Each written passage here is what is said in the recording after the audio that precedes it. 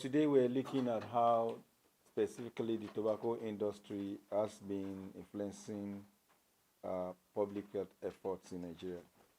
And the documents we are unveiling today outlines the insidious interference of the tobacco industry in our country's pro-public health efforts. Globally, the tobacco industry has intensified efforts to derail public health policies, undermining actions of governments to safeguard the well-being of citizens. Nigeria, sadly, is not an exception. Our report highlights how tobacco companies use a slew of tactics to overwhelm national preventive health measures, preying on government regulation and cohesion gaps. This report is the third in the series for our country, and it shows a remarkable deterioration in our country's rating from 53 in 2021 to 60 points under review. So the way this is rated is that the more interference gets the highest mark. So when you have 60, 60 is a worst case scenario. So we've actually slided from 53 points to 60 points within the period under review.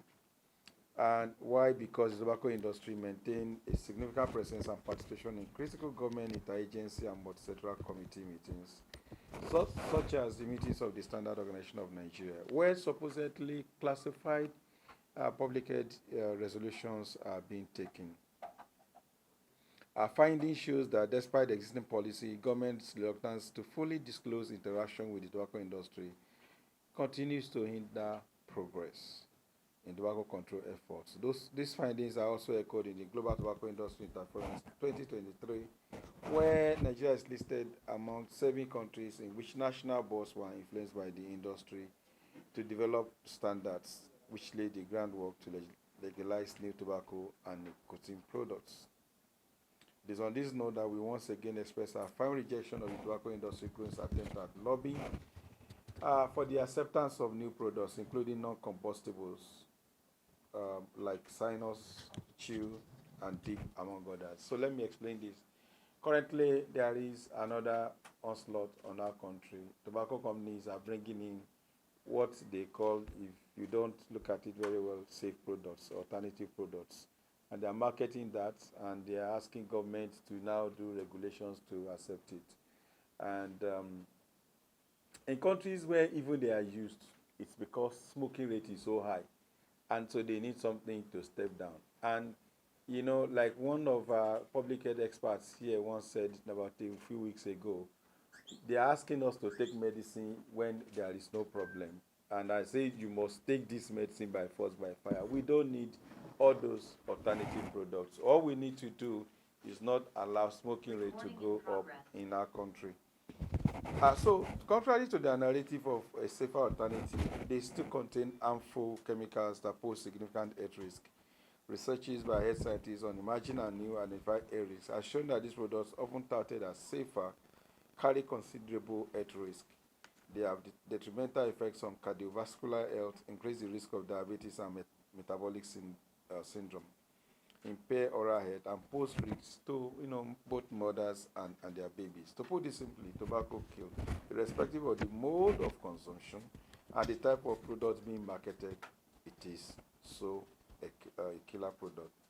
So why should then that particular Nigerian has to choose between various harmful products when you can avoid them altogether?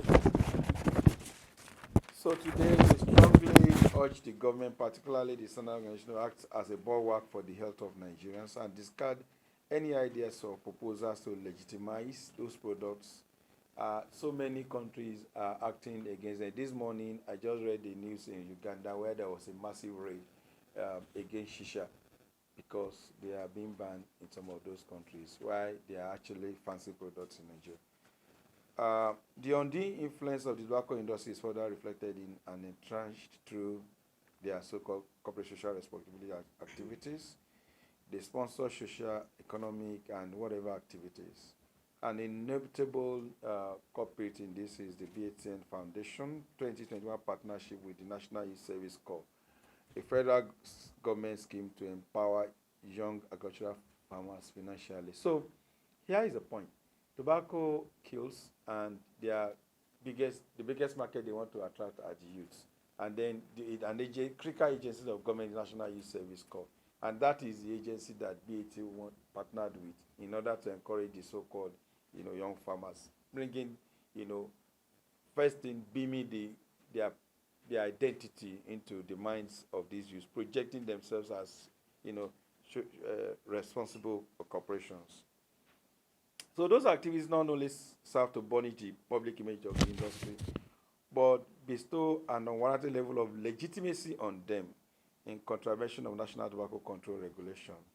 Also, the continued engagement of top-level government officials and state authorities, tobacco companies in social functions, and other events further complicates the issue, casting doubts on government's commitment to public health. So, what they use this for is to be able to sit on the same table with government officials, senior government officials. And I'll use a common Yoruba proverb. If you are not a Yoruba person here, some people can help us. Yoruba will say, "Eyele oyinbo koboni lemu," and then "Toba dojo ale," something like that. See, that, when you sit at the same table to eat and wine and dine, it basically means that you are building friendship. So the industry has also similarly benefited from government initiatives. So that this instance, that BAT received an award of the best exporter of the African market in 2022 from the Nigeria Export Promotion Council, an agency under the Federal Ministry of Industry, Trade and Investment. This kind of interaction suggests possible behind-the-scenes engagement. We all know how awards are marketed, sold, and awarded in Nigeria, and what transpires. We are all journalists. And this gives us a lot of worry because it actually violates the tobacco control regulation, and particularly in managing and preventing such dealings with the tobacco industry. Although measures to curtail the aforementioned abnormalities exist in the National Tobacco Control Act 2015 and the National Tobacco Control Regulation 2019, there are in fact ambiguities in the laws that allow the companies to exploit loopholes, further hampering our efforts at tobacco control. Moreover, the lack of a systematic approach to consistently raise awareness within government departments about WHO Article 5.3 guidelines, which essentially speaks to the protection of tobacco control policies from the industry, is a significant lapse. So we said it over and over again that the Nigerian government should put in place measures to insulate public policies from the industry. We've asked that government should put in place conflict of interest form for their officials. We've asked that meetings between corporations and the government should be transparent and open, and that those meetings should happen only when necessary, for the mere fact of maybe explaining regulations to them. But this has not happened. So we have proposed some set of measures in this report as a full implementation of the National Tobacco Control Act, enhanced transparency in government dealing with the tobacco industry, synergy between federal and state government, regular conflict of interest disclosures, and that we hope that these reports will help government again act to its responsibilities by ensuring that the health of our people, take paramount interest when dealing with companies that actually they themselves has accepted that they manufacture very high risk and unsafe products. Thank you very much.